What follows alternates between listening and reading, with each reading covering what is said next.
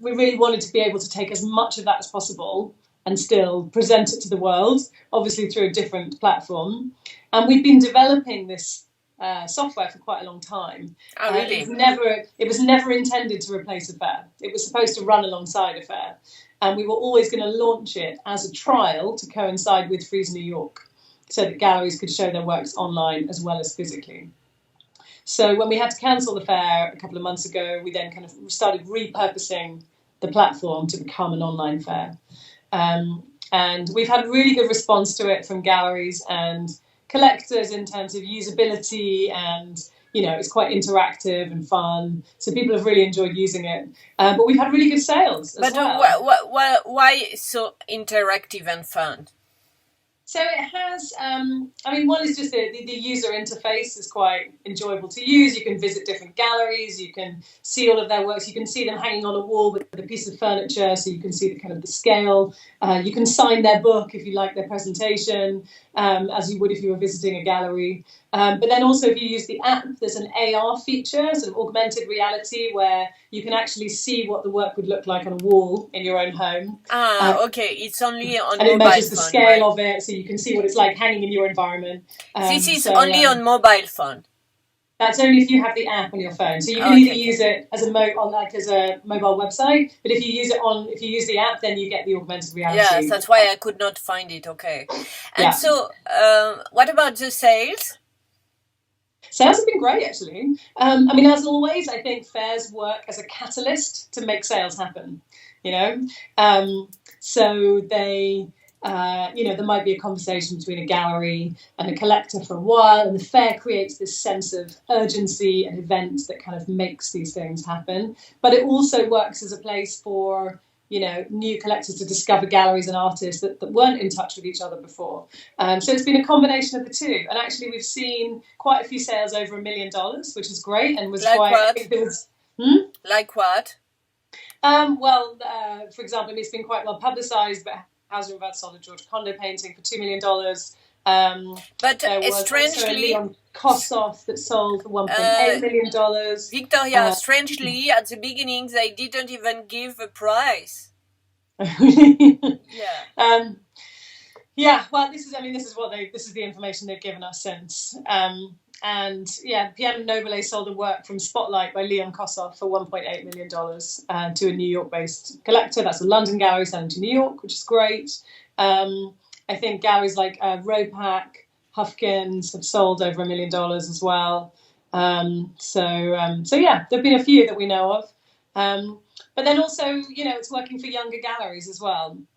So the frame section, for example, is where galleries are showing solo presentations of, just one artist. There tend to be emerging galleries and artists.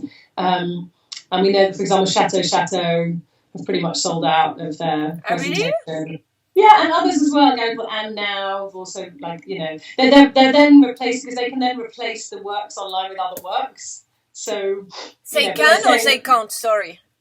They can rehang their stand, essentially. Okay. So once things are sold, they can replace them with other things. So if you look on the platform, there may still be things for sale, but it's because they can also, the galleries have the ability to replace the works. So what are the rules for the participant to the fair? Are they obliged to put a price? They're not obliged, but we have encouraged them to put a price. And we found that actually it works really well in the kind of the online platform for prices, for there to be transparency around pricing. And that's a big point about it. I think that's a new rule, because most of the time, if you go to Gagosian, for example, it's impossible to have a price. Mm-hmm. And they have all the prices on their site. Pretty much every gallery has done it. And that's really... there are a few works that are priced on application, if it's very expensive work or something, but mostly the prices are all there. In terms of number of works on the booth, what you recommend? So the galleries can each show up to 30 works in their viewing room, and they can upload more than that. They can just show 30 at a time, and then they can take some down and replace them with others if they want to. And it runs for longer than normal fair. So it opened Wednesday last week and it closes this Friday. So it's 5 days longer than normal, just because we know that it takes longer to go through an entire website and look at every single gallery presentation. it takes longer to do that than it does to walk through a fair. So we wanted to allow for the chance encounters as well as the people going directly to what they know. And what's your feeling about the new trends about this fair online? What does it show? I mean, it's been an interesting moment to try new things because, previously I think there was a resistance to, for some galleries certainly and artists to selling online, and I understand that because you can't replace seeing a work in person. You can't, that's the whole point, is that you experience art in person. And often it's a communal experience as well, and you are the audience in front of the artwork and so on. But I think it's we've been forced to go online, and it's been a very interesting experiment. And I think there are things that we've learned from this that have come out of this that will stay. Like what? No, but I want to know, what are the new trends? Do you think that, for example, people are now interested by new kind of art, different kind of art, something more which suit more the screen, for example, or sorry, say that again. Some works which fit more the screen. Well, this is one of the challenges, is that not all art translates well online. Something like photography you can see perfectly, but even a painting, it's not the same as seeing. You don't see the texture necessarily in the same way that you would in person. And as I said, I don't think this will ever replace seeing art in person, and I don't think we've been in this situation long enough for it to actually change trends of the kind of work they're selling or the way that artists are making work. Just because it's only been less than 2 months that we've been in this situation. Yeah, but what can we see? What is successful now at this fair? What is successful? I would say similar things to what was successful before, in a sense. There's a lot of painting, and painting and photography doing well too. But this was already a market trend. Painting already was the kind of But you mean figurative? You mean figurative paintings or abstract? Yeah, mostly figurative, I guess. Yeah, I don't think, like I said, I don't think this has kind of changed necessarily what people buy. It's changing more the way that they buy it. And I think probably it's more difficult to discover an artist's work online that you haven't seen in the flesh. If it's a Wolfgang Tillmans photograph or a George Condo painting or whatever it is, if you've seen, you know what their work looks like, and you see one online, you can really imagine it in the flesh. Whereas it is more difficult to discover a new artist, of course. But in this so period, it has its challenges. But in this period, do you think that people hesitate to buy more expensive works? I would have thought so, but it doesn't look like it. We're seeing a lot of high-priced work selling, actually, which is very reassuring.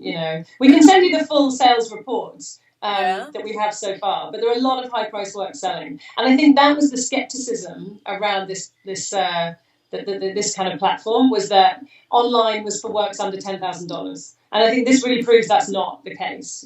Because there are a lot of high-price sales happening in the hundreds of thousands, and as I said, quite a few over $1 million as well. And is it more for famous, almost blue chip artists, or also young artists? Are they still interesting?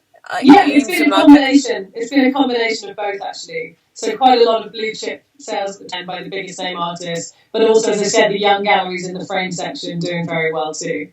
And because they're selling works that are maybe under $10,000, so I think people feel, maybe more inclined to make those kind of purchases at the moment. And I think also, something that we've said when we launched this platform as well is that, we want to support galleries and artists at this time. This is a really difficult time for galleries and artists. And one of the reasons we were so keen to make this work is we wanted it to be a way to connect galleries with collectors at this time and make sure that sales continue to happen, because we know that obviously it's keeping those galleries going at this time, and it's also money going back to artists who need the support as well. So, but can we have transaction with a normal fair? I don't think so. I mean, we wouldn't expect it to replace that sort of level of experience. But also bear in mind, we're not charging galleries to use this platform. So really? It's completely free? Yeah. So when we cancelled the fair in New York, we gave all the galleries 100% of their money back. And then we've given this to them free of charge. So nobody's paying to use this. So even one sale is, it's cost the galleries nothing in terms of participation or shipping or installation or travel or nothing. So it's all a bonus. Okay. No, but just to know, how do you see the evolution of the art market now?